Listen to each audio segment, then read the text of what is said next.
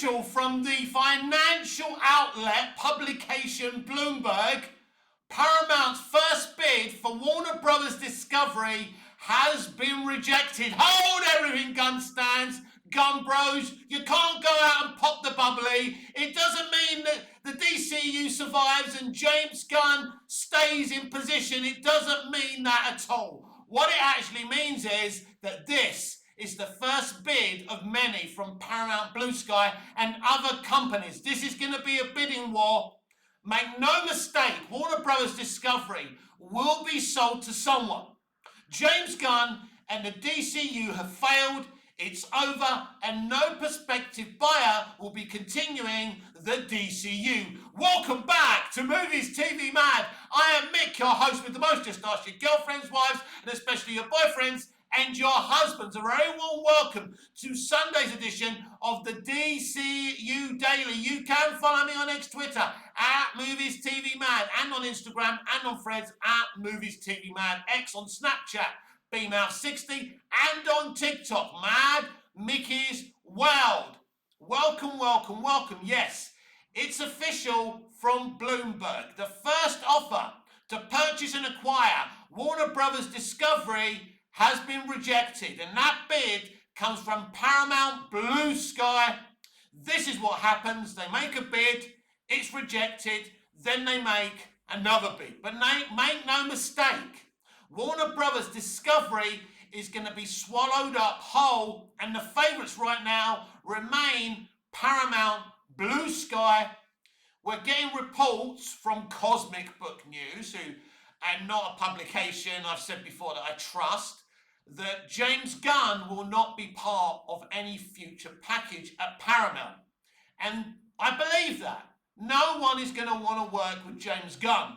It's been a week from hell for James Gunn, where his own fans have turned on him over the season finale of Peacemaker 2. And we found out, well, officially we found out from Forbes, and Forbes are a very great outlet and they can be trusted, that basically Superman is a flop. It's a failure. So it's been a crap, horrible week for James Gunn. He's just going to be hanging around, doing what he's doing. I mean, it's weird because in a way he's not under much pressure anymore, because he knows he's a lame duck. He knows he's on the way out. He knows he's failed, but he's still being allowed to make Man of Tomorrow. And he's talking about other stuff as well, which personally I believe will never, ever happen. So, with the bidding process beginning, who will be the best person to replace James Gunn as CEO of DC Studios? And if Gunn is out, so is Peter Safran. We also heard that Peter Safran changed something about the Peacemaker Season 2 finale. So there's already trouble in paradise. Very, very, very, very interesting.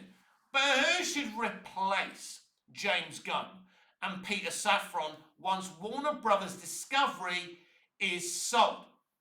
There's a lot of good people out there, but it's my belief, and from the information I get, if Paramount and Blue Sky do acquire Warner Brothers Discovery, that they will want Pam Adbert and Mike DeLuca to be running DC on a temporary stage. Just temporarily until they can find the right answer. But it could be that Adby and DeLuca actually end up running DC Studios full time. They had a plan, didn't they? They had a plan to bring Cavill back. There was big plans for Black Adam. And I believe that Adby and DeLuca had a solid plan to fix what Hamada had broken. And then, for some reason, Adby and DeLuca weren't allowed to run DC Studios, and it was handed over to Peter Safran and James Gunn. I think we can all conclude that that experiment has been a disaster. So I'm very happy, as a DC fan, that the bidding process has begun. Anyone who knows anything about business, when someone wants to acquire a company, They make a lowball offer, try their luck, and the AT&T and Discovery shareholders would have sat in a room deciding whether to accept that first bid, and they rejected it. But they know that Paramount are going to be coming back for more bids. This is not Warner Brothers Discovery saying we're not for sale. This is Warner Brothers Discovery saying you haven't bid enough money. And Ellison and Paramount Blue Sky were very much aware that the chances of that first bid being accepted were very, very low. So they'll go back and decide what kind of bid to make. But as I keep on saying, make no mistake, Warner Brothers Discovery is going to be sold. And I'm very confident that it's going to be sold to Paramount Blue Sky. But that could change. Because as I said on the top of the show, this is a bidding war.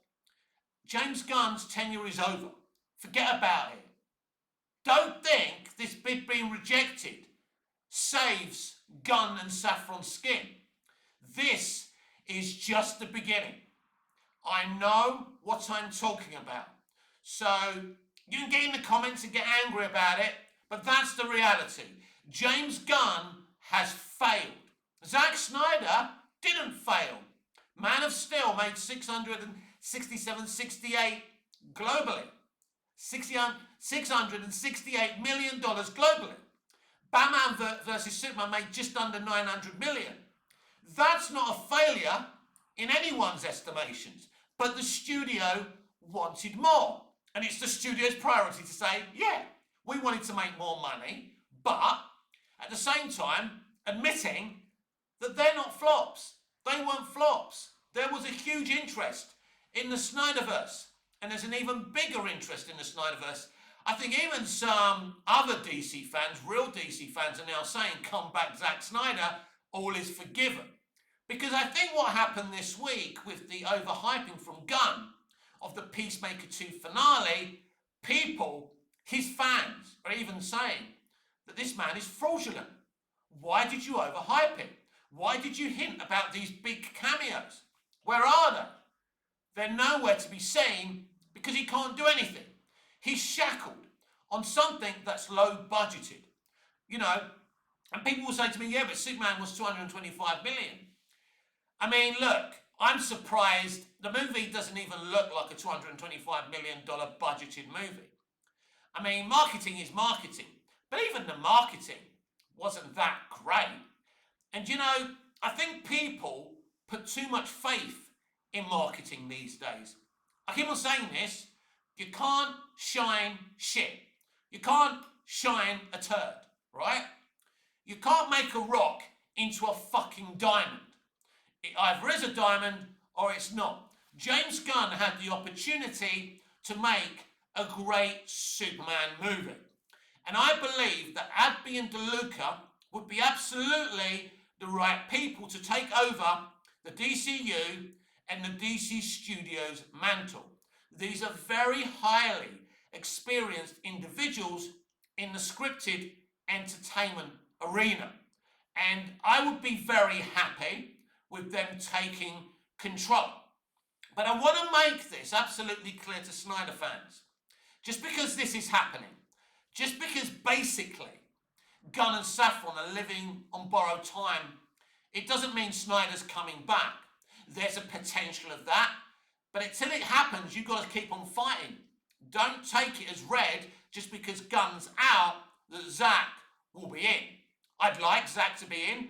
I'd like the Snyderverse to be restored. I'd like Zack to be able to finish his arc and make his dream project, The Dark Knight Returns. I want to see Ben Affleck's The Batman movie. By the way, Joe Manganiello retweeting the Make the Batfleck movie thing or sell Snyderverse to Netflix thing. Joe's always been an advocate of continuing the Snyderverse because Joe was going to play a prominent role in the Snyderverse as Deathstroke. Ben Affleck had big plans for Joe Manganiello's Deathstroke. We really lost out with that film. I still believe we could get the Batfleck movie made, and I think that would be fucking amazing. I'm also looking forward to the Batman 2, And the biggest fan, the most excited person out there is Colin Farrell. He keeps on talking about it. He says this is an analysis of Batman and Bruce Wayne and what makes him tick. I'm very, very interested in that. Matt Reeves is a genius. He's an auteur. The only, I mentioned this the other day, my only kind of red flag for the Batman 2 is that they took a lump from Matt's script to make the Penguin streaming show. So there was a gap in the Batman 2 script. Then you've got to either replace it with something else or leave it empty. So that's my concern for the Batman 2. But I have absolute trust in Matt Reeves. I love Matt Reeves. I think he's a great guy. And he loves Batman. He's a genuine Batman fan. And I really enjoyed the Batman. It wasn't a perfect movie. But I enjoyed the Batman. It was a really, really good film. We want more people like Matt Reeves doing other things.